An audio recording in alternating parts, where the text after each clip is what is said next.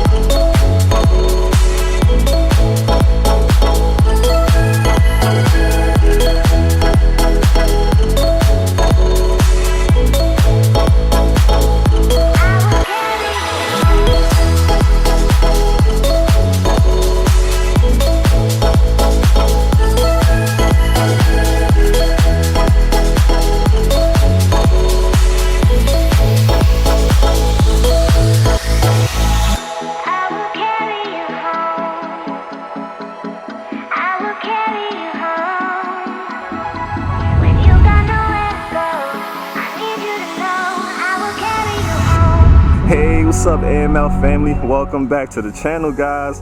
As you can see, the leaves are changing colors and it looks really beautiful. It's that time of the year for beautiful pictures. I want to say a shout out to everybody that's out there that's struggling with addiction. Keep fighting, don't give up. And those who kick addiction ass, you know you're a badass. I'm rooting for you, don't quit. But you know, we out here, we got more soldiers on the battlefield. And today I met a very special young lady. Can you please introduce yourself? My name's Amira. Samira? Amira. Amira, okay, that's unique. Thank you. How you doing today, Amira? I'm doing good. Can't complain. Oh, that's great. I love the attitude. You know I woke what I mean? up, I'm here, so it's good. That's lovely to hear. I tell people that all the time, you know, thank God for life. It could always be worse, you know? How old are you, Amira? I'm 22. 22. Wow, you're a baby. So Not to be disrespectful, I feel but old though. I feel old.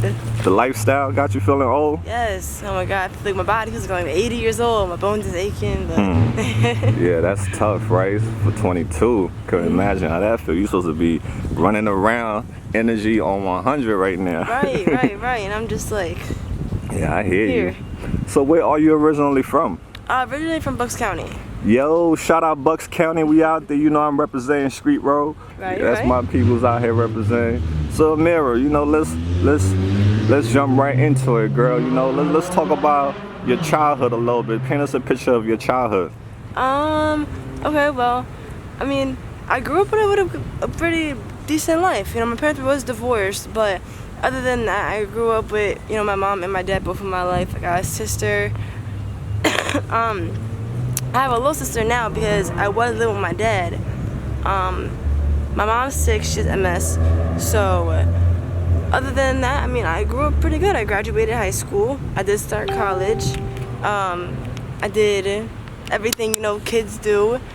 It was just one thing led to another, and I wanted to, I don't know if I want to say I wanted to be like cool and experiment with the whole like drug thing, but yeah, I did, and now I'm here. But my childhood wise, it was good. I really can't complain. You know, I was a happy kid. I had everything that I needed to have, everything that I wanted to have.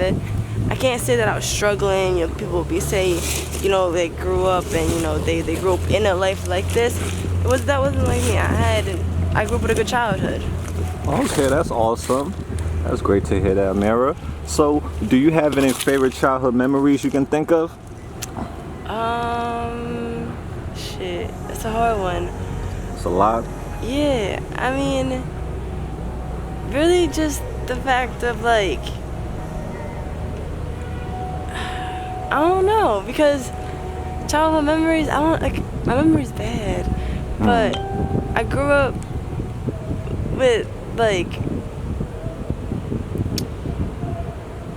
favorite childhood memories. I know you got one thing, you know, that you could think of in your childhood that, you know, that was unforgettable. That was like one of them moments that you will never forget. I mean, every year, or every summer, me, my mom, my dad, and my sister before they had got divorced. But we always went to Atlantic City and we'd stay in like, you know, a hotel. We go out for the weekend, and that was nice just because my dad's a workaholic. He always works, so just us being able to like actually go out for a weekend and be able to go out and actually do something and be together, that was really nice. That's always something I won't forget, because now I'm not home, it's like I don't get to do that. But yeah, that was good. I like that. Well, that's great to hear. So you do miss those moments, right? Those memories? Oh yeah, 100%. Got you. So Amira, let's go in high school. What type of student were you? School was never my thing. I was a C, D, F student, so I was never like the smartest kid. I did go, I was there, I did graduate, but grade-wise, my grades wasn't good. I never liked school. I never liked being there. I never liked, you know, sitting in class and doing all that sort of stuff. But I graduated, so that's all I can say. I graduated. That's good. So were you like a loner, or were you like a rebel? I wouldn't say I was a loner, but I wouldn't say I was a rebel, because I was never the type. I never skipped classes. I never, you know, like ditched school, none of that sort of stuff. So I was never like rebel, never like a class clown. But I wasn't popular by any means. But I wasn't a loner. I had, you know, people knew me, I knew people, but I would never like associate it with them. I just kind of was like, I'm in school for one reason only, just to get in, get out. So that's what I did. Okay, all right, I hear that, because you know high school is very tough. Oof, I know. It's not easy. Everybody trying to find a crew that they can, you know, be a part of, and that leads to a lot of trouble. Exactly, and like Peer that's why I pressure. say, like, I never had that. I never had like a clique or a crew or like people that like led me down the wrong direction. I always say it was me. Okay. I put myself in this position. I opened the door myself, and I did it myself. Got you. Okay, at least you're taking responsibility for your action. So Amira, let's get right into, you know, on this channel, I always tell people we're not here to shame or judge you. You know, it's all about awareness and just, you know, letting people know who you are, what led you down this road. You know, because people are quick to judge people out here without hearing their story. Oh my God, yes they are. So let's jump right into it. You know, what was the first drug you tried? The first drug. So I started with Xans, and I remember distinctly, it was my friend, and he told me that, like, listen, I know you, I know who you are, you're gonna like it, and you're gonna like it too much. Like, it's gonna just be like that thing, like, I know you. I'm sitting there like, nah, I'm gonna be fine, it's not gonna, you know, take a hold of me or do anything bad. So I remember he was like, all right, fine. He gave me one little bar. Me and my best friend at the time, we split it. So I took half, she took half. And it felt great. It felt amazing. And then I was like, all right, so the next day I wanted more, and then more, and then more. And then a few months later, I found myself popping 4, 5, 6 bars. I can't remember anything. And I ended up in places I didn't know. I don't know where my car was. People would come up to me and be like, hey, like, do you remember, like, we was hanging out the other weekend? And I had no idea who they was. Got me into some pretty bad situations, but I always say I loved that drug, but I loved it too much. And I was terrified when it came to a point where I was like, I knew I had a bad problem and I needed to stop, but Xan withdrawals are dangerous. You can seize out, it's dangerous physically. So I guess not the smartest thing to do, but I traded Xans with perks, because I said, you know, Xans are, you know, they take away everything you need to feel, but you're gonna feel everything when it comes time when you don't have them, and perks is gonna take the pain away. So I started taking perks, and the perks, again, they made me feel great. The perks made me feel great, so I was taking perks, and then perks, I was popping them, led to sniffing them, and then I was smoking 30s, sniffing 30s, and then when the whole, like, corona pandemic thing came along, prices of them got insane. You know, like 10s is 15, 15s is 30, and 30s, which I like, was $60. So I'm taking 3 to 4 30s a day at $60 a piece. That's like $180 a day at minimum. I can't afford that. Like, I don't know about y'all or who else, but I can't afford that. And then that was also when like fentanyl really came about and it became really popular. So it was the fake perks came. So it was, I can either spend $60 on a real perk, or I can spend $40 on a perk that has fentanyl in it. And I didn't know that it was fake when I first took it, but I sniffed it and I said, oh my god, real perks never even hit the same after that. And that kind of was just like started a whole new, like, it opened up a whole new world really. And then my habit with that got really expensive. So stupid me thought, I can either spend the $40, you know, for however many I'm taking a day, or I can do a bag of dope for $5. So I did dope, and that changed my life completely too, because I don't want to say it ruined my life, but it really did. It really did.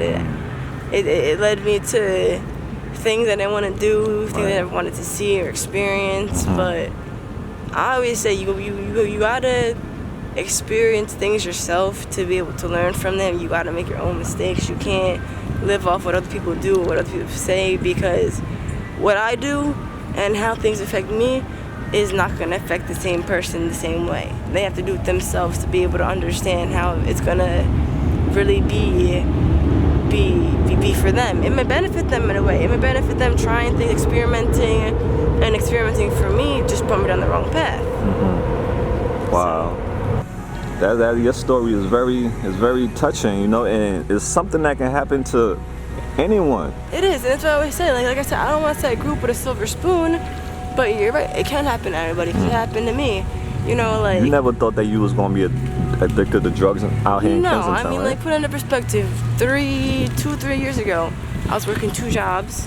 I feel like I had to because I wanted to. I love working. I love having a job. I love being occupied. And then, you know, I had 2 jobs. I had a car. I had, you know, everything. But then when it came down to it, you can't be a functional addict. There is no such thing as a functional addict. So in my head, because I had 2 jobs, I'm functional. I got an addiction, I got my own little problem, but I'm functional. I got my job, I got everything. Right. But then when the habit got too much and I lost my job, I'm not functional no more because I can't pass a drug test to get another job. So right, and then especially with a drug habit, you know, especially with like dope and stuff like that, it's hard to maintain a job. Oh my God, it is. You know, dipping out. I remember one time I was in the bathroom at work, and I'd always like have my little breaks because, you know, you don't want to get sick at work. But I guess I did too much, and I was at the bathrooms had steel doors.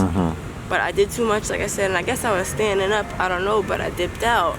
I hit my head on the toilet, so I passed out, and I was in there for like 2 hours. They're banging on the door.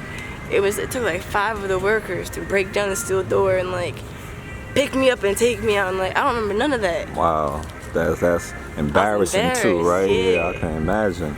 Damn. So after fentanyl, what was the next drug? You know, hard drugs that you got into? Well, I mean, I'm still doing dope now. I'm still doing it, but now I'm doing a lot of crack too. Yeah, that's what it is. So, you know, like, you know, this channel, we are open here. You know? So I mean, dope and hard, those are like my 2 drugs of choices, and I'm kind of now finding myself replacing crack with dope. Which I mean, it has its benefits and its doubts, but either way, drugs are drugs. So I'm replacing one expensive habit with another expensive habit. So yeah, and 2 habits is definitely a lot to maintain, right? Oh my God, 100%. So how do you get this money to support your habit? You know, be honest. You know, keep it 100. If you feel uncomfortable, you can always skip. You know. I mean, I feel like it's self-explanatory. Okay, all right. I do like dates and stuff like that. I find guys that help me and I help them, which I don't want to say I like doing, but everyone has their own little hustle, you know. Some people sell drugs, some people boost. That's them for them to make their little few dollars, but I'm not built to sell drugs, and I'm not bold enough to boost, so I gotta do something else. I hear you, but that's like 80% of the girls out here, you know, that's what they resort to doing. And I never realized that until I actually like came out here like that. You know, you see all the girls walking, and it's like you would never imagine that, and then you see it, and like you see them hopping in and out of cars, and it's like, that's what's going on, right? Like, I see it. So now that you do dates and stuff, have you had any like horrible dating experience? Because you know there's a lot of creeps out here. There is a lot of creeps, and I always say like thank God, because I've never had any, you know, like physical bad experience. There was one experience where a guy beat me up a little bit, so that was kind of like but it wasn't bad. He just punched me in the face. Oh, that's horrible. That's not right. How long ago that was? It was like a month ago. Wow. Do you know, do you remember the car he was driving or description? It was actually outside. So he basically, do you mind if I tell the story a little bit? So basically, it was a guy that I knew, and he said, he changed the story up when people asked him what happened. But he basically said, you know, I have $10. I don't know if I want you to give me head, if I want to fuck, but like I got $10 for you. And I said, I'm not, you know, touching nobody, doing nothing for $10. That's insane. And he got mad that I said no, or that, like, in a sense, I called him broke. And so he went to the corner store, he grabbed a drink, poured it all over me, right? He pushed me, and I'm not fighting back. I'm just trying to, like, protect myself. So yeah, he just started punching my face. My face was swollen so bad.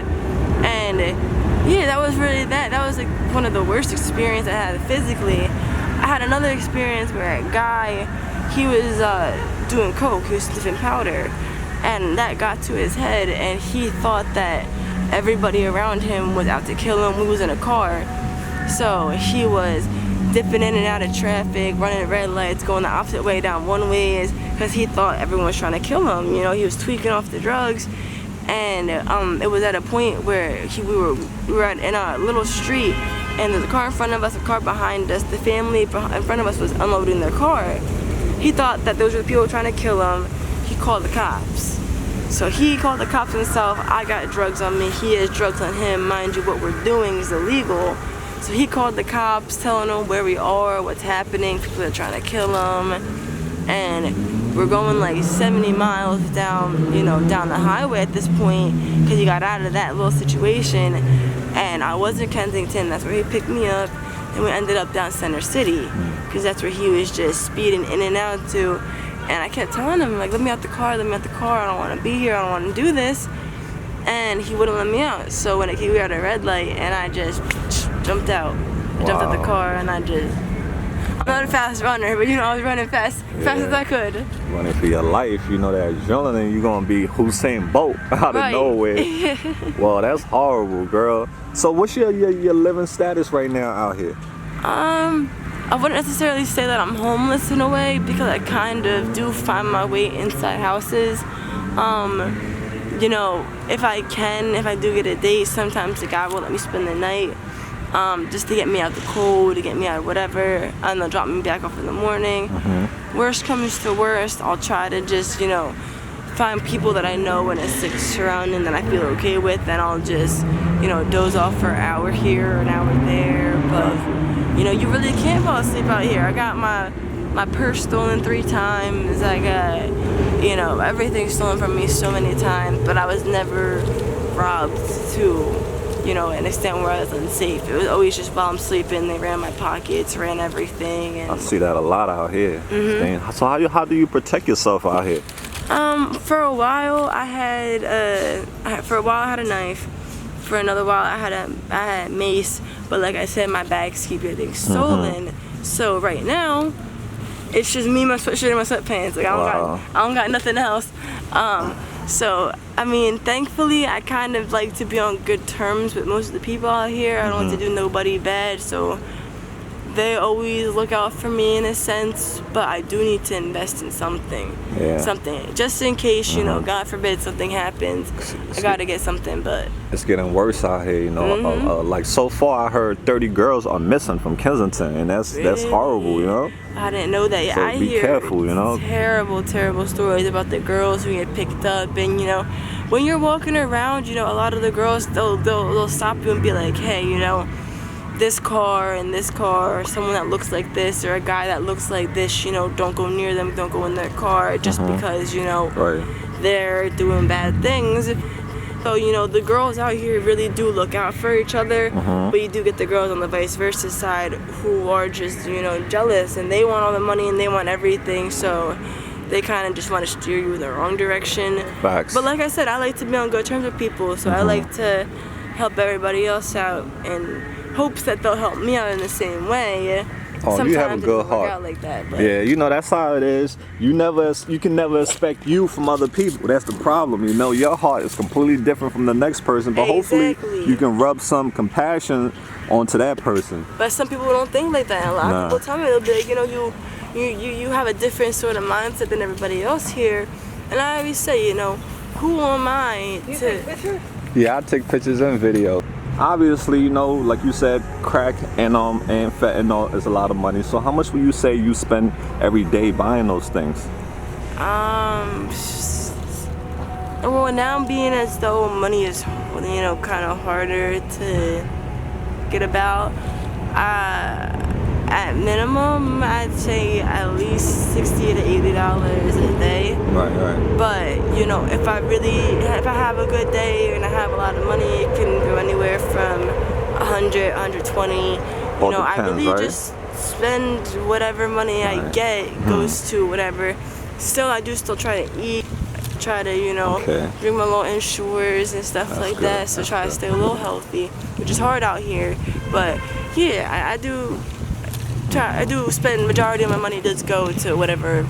Well, that's good. You put yourself first sometimes and not the drugs all the time, right? Right. You have to, you know, because, you know, you see people out here and they're like teeny tiny, deathly skinny, and I definitely don't want to get like that. Yeah, that's definitely heartbreaking. How did you get to know about Kensington? How you found out about Kensington? Okay, well, so it was me and my friend the one day, we both did perks together. We was doing the fake perks. And she was really obsessed with nodding out. Like, she had like a fascination with the nod. So she was doing her purse and it didn't get her high enough. So she was sitting there and she said, you know, I want dope. Dope's gonna make me nod. It's gonna give me the high that I want. Now, I had friends that, you know, sold dope because I was always in that scene, you know, even though I didn't do stuff like that. All my friends was dealers, all my friends, they was on the block, they all did that sort of stuff. So, but they always would never give me anything because that was my friend. So I knew what it was. I never understand when people want their cars like that. Yeah, I don't know. That's just disturbing everybody. Go ahead, dear. I'm sorry. So I always like knew how to get it, you know, where to get it, stuff like that, but I never would because I never wanted my friends to know, you know, like, hey, this is what I'm doing. But she knew somebody, so she had one of her friends come, they dropped off a few bags, and I watched her do it.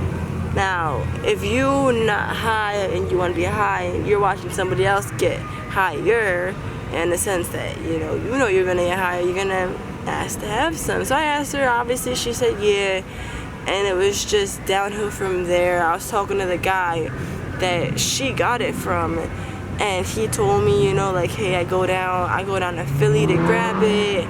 You know, they got really good dope down there. If you ever want to go, I'll take you down there with me. And that was really how it started. I came down here. When I first started coming down here, I was terrified. I would never leave the car. You know, and it's crazy because, like, I'm like staying out here now, but I would never leave the car. I gave my friends the money to go grab whatever. They'd come back, bring it, and then it went to, okay, now you leave the car with me. But I was like attached at their hip. You know, I wasn't leaving their sight. And then we started grabbing from different people. So we'd leave the car together, go our separate ways, meet back up, and then they stopped taking me down because I found a different way to get down. I could different like ride here. Right. So then the person that I was coming with next wouldn't get out the car because they didn't do this sort of stuff. So then I got out by myself, And then getting out by myself, I got to know people, so I wanted to stay longer. Thought it was fun. I thought, like, ooh, like I'm friends with the little dealers, I'm friends with all of them, so I thought it was fun. But it's not that fun, because now that I'm out here like that and I have to stay out here, it's not what you expect. It's not anything fun or anything you want to like be involved with. It's right. It's not a lifestyle, that for anyone. Right. I feel like the idealism of it, thinking about it, you think it's cool. Yeah. You think, okay, I'm in the city, there's always something to do, there's always something to be at. But then when you think about it realistically, it's like, well, now you gotta struggle to find the next high, because, the trappers out here, they addicts themselves, but they got the drugs on them 24/7, and they making money. For me, I don't sell drugs, like I said. So for me, trying to find my next little high, my next, this and that, right. It's stressful, because now I don't got a job, I'm not working, I don't have money like that, I don't have stuff like that, And then it's like, people that I did know, they're looking at me differently now, because when I used to come down, I had, nice clothes on every single day. I always looked good. I looked up to par. But then all my clothes got stolen, my makeup got stolen, everything got stolen from me. So now it's like they look at me and it's like, damn, like you in the same outfit you was in like yesterday. Like you weren't like that. So it's like, because this is not you. This is not the real Amira. This is the demon Amira. Unfortunately, I hate to say that way, but the demon got a hold of you. It's not me. It's the drug. Definitely not. Have you OD'd before? Thankfully, no. I've never OD'd. Okay, and the reason I say I haven't is because normally people shoot dope or they sniff it. I smoke it. Oh, you smoke it? You never shot it? Never. Okay. I'm terrified of needles. What's the difference between smoking and obviously you never shot it, but what type of effect do you get when you smoke it? See, from talking to people, it gives you the same effects, but the way I describe it to people, like imagine smoking weed, right? Oh, I'm sorry. If you're smoking, you take 1 hit, 2 hits, 3 hits, and you get higher as you go. So essentially the way I think about it is before anything bad can happen, or before, God forbid, if I were to overdose, I would just like dip out, because I'm taking hit by hit by hit by hit. I smoke it off tin foil, so you just take your hit, you take your hit, you take your hit. It's not like you're just getting like the whole shot right then and there. How long do it last for? The high lasts for maybe like 20-30 minutes. The only problem is you get sicker faster. The benefits though is because I see people doing 5-6 bag shots. I can put 1 bag at a time on my tinfoil and then take it step by step. So that's a little benefit for me, and another benefit is because I feel like it's harder to overdose. And Gotcha. Okay, all right, Amira. Have you had any clean time since you've been doing this? You never been to any rehab or detox? I went to detox around Christmas time last year. I AMA'd myself, like I signed myself out. But when I went, I was for perks. Okay. But when they drug tested me, they were like, listen, you can't lie. You can't lie to us. We drug test you, so we know it's in your system. I'm like, nah, I only do perks. I knew they were fake. But they said the only thing that popped up in my system was fentanyl and morphine. No actual perks, nothing. Right. And so I was in there for 4 days. I took myself out, and they all told me, and they said, listen, if you take yourself out now, it's going to get worse. It's not going to get better. You may feel good now, but you're not going to feel good next week. And they was right. I lasted, I guess you could say I had 2 days of clean time. I lasted 2 days, and then I just said, I want to get high. And I want to, and I tried to do perks again, but like I said, perks just don't hit the same anymore. They wasn't what I wanted. Right. So I ended up just going straight to dope. Got you. All right, Amira, let's get off topic then. We're done, okay? All right. What are your short-term goals? Short-term goals. I definitely don't want to be here forever. I definitely want to get out of here. I want to get help, but I'm scared. Not scared, but scared and not ready. People always say like you have to want it for yourself. You have to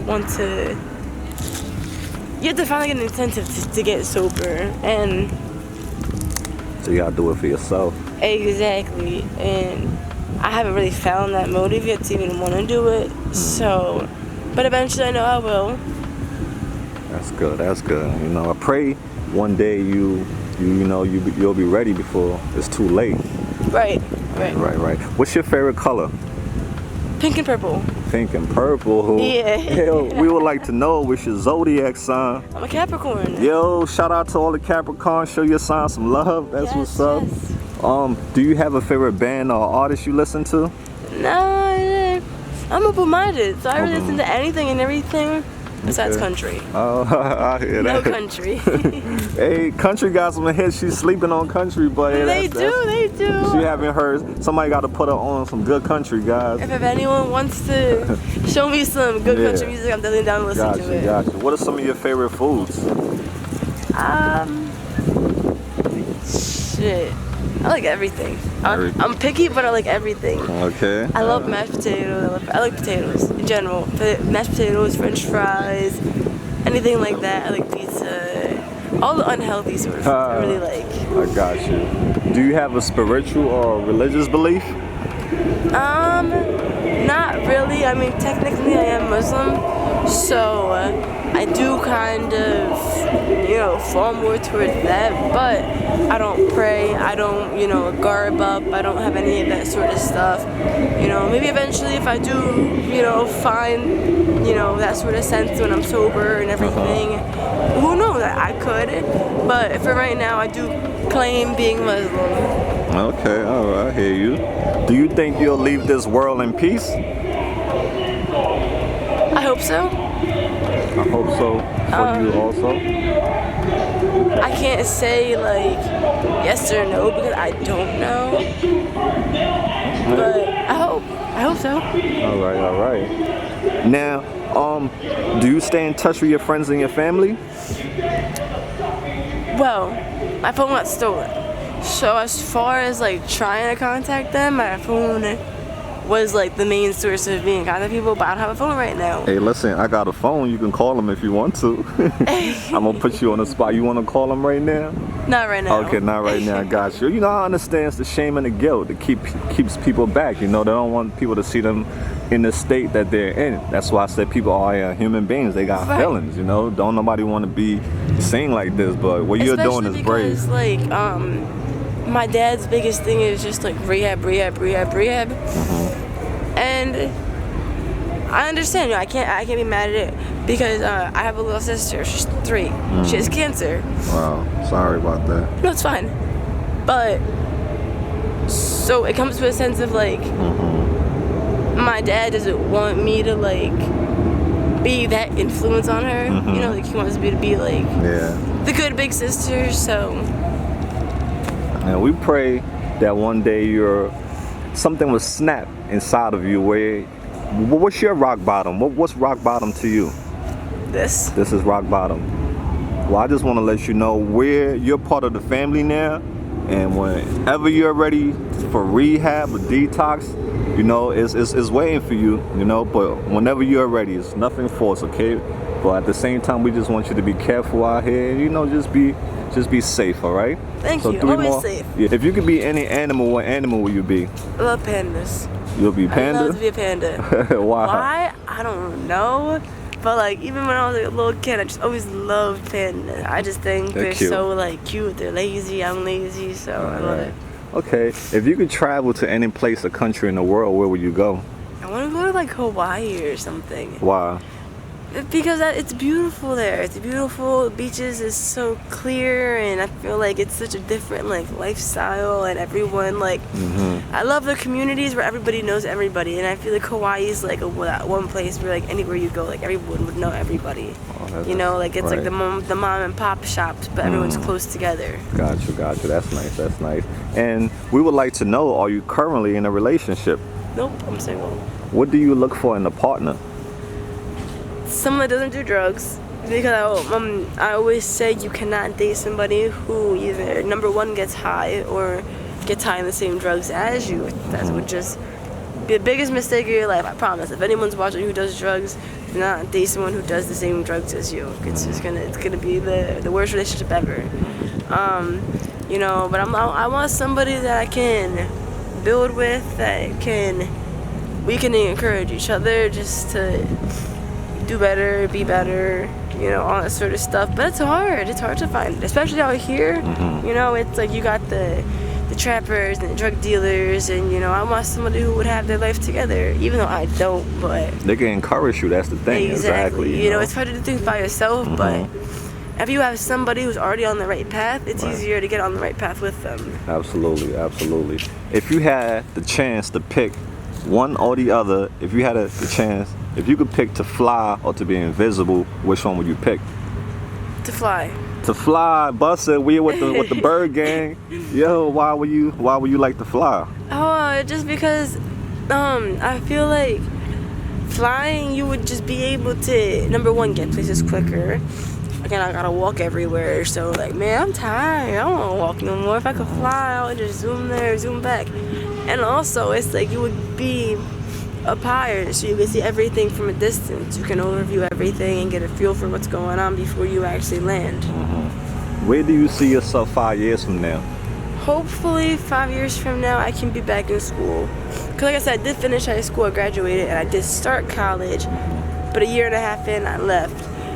So hopefully I can get back in school, I can get my degrees back, I can, you know, get a good job or get, you know, whatever else. Maybe by then I can find somebody, or I can, you know, do something to get myself on the right track and, you know, have my own place. Hope I can get a car back by then, and I just hope I can get my life back together. Yeah, just focus on you more than anything before even thinking about a guy. You know, he's gonna come later on when you're, you know, completely happy and in love with yourself. Then you can think about that. God's always gonna be there. He has this plan set out for you. He knows what's gonna happen. He knows the outcome. It's just for you to find out what it is. Yeah. So if your family and your friends were supposed to see this video, what message would you like to send to them?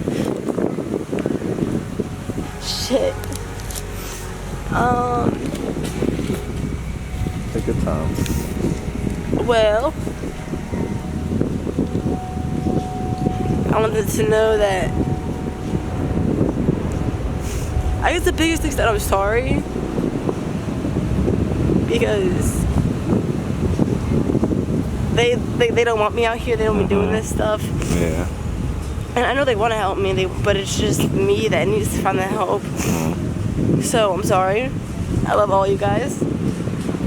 I hope I can see everybody soon and I'll be better. But for right now, I'm safe. I promise. I'm okay. You hear that, guys? I'm sorry. Go ahead, finish. No, I mean, I'm safe. I'm okay. I want them to know that, you know, I want the best for them and myself. And I just don't want them to be, you know, worried and be scared that I'm out here doing something I shouldn't be, even though I am, but I'm not at the same time. So. And this video is gonna help. It helps a lot of people, because people know that when they see that, they know you're alive. You know that you're okay. That's the main thing. People want to make sure you're alive, because girls go missing for months, and the family is like pulling up a lot of missing pictures. Exactly. I know that everyone gets devastated when someone was missing, but I'm alive. I'm here, and yeah, I'm sorry that this happened. Hey, listen, guys, don't give up on her, okay? Continue to pray for her.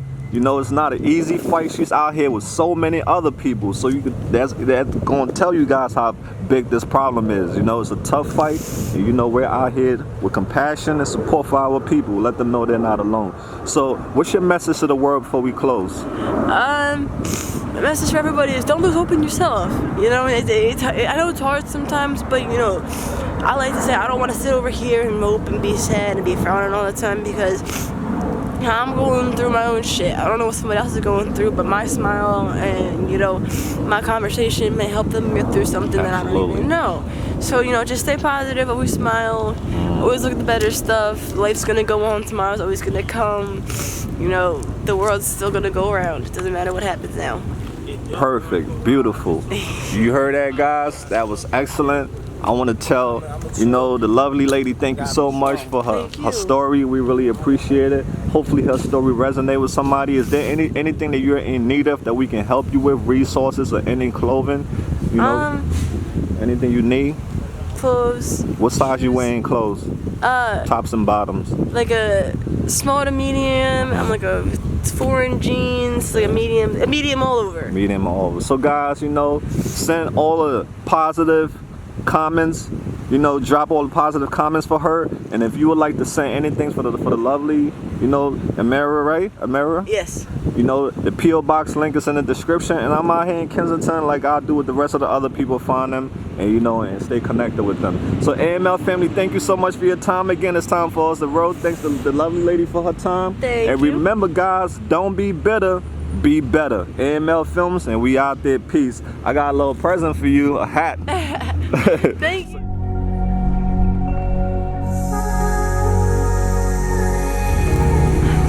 Oh, look at that, guys. She's styling. Okay, I like that. Yeah, see, fall.